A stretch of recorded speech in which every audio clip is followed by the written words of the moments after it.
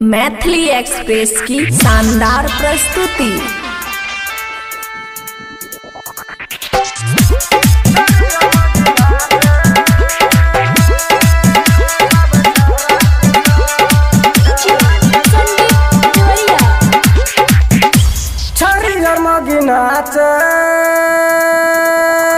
सब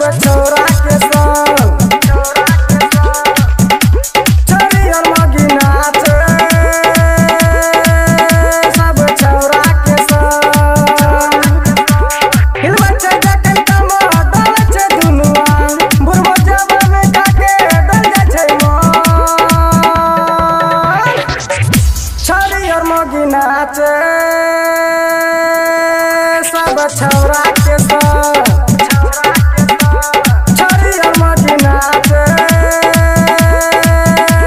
सब छौरा के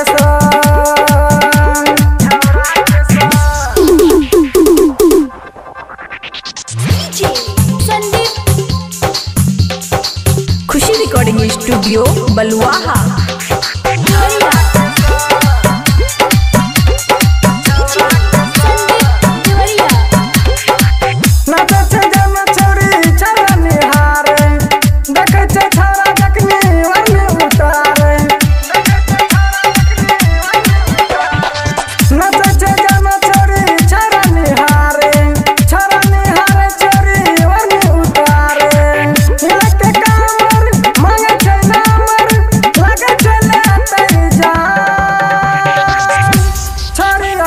नाचे सब छौरा के छोरी और मगी नाचे सब छौरा के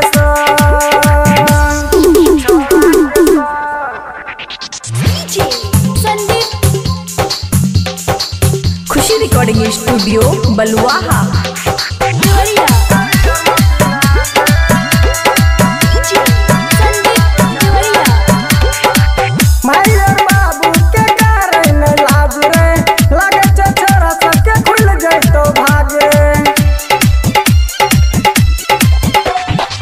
भाई और बाप के कारण लाज रे लगे तो खुल गई तो छोरा सबके भाग रे उछे जावन मारल छे सामन ज्यादा तो आस के ना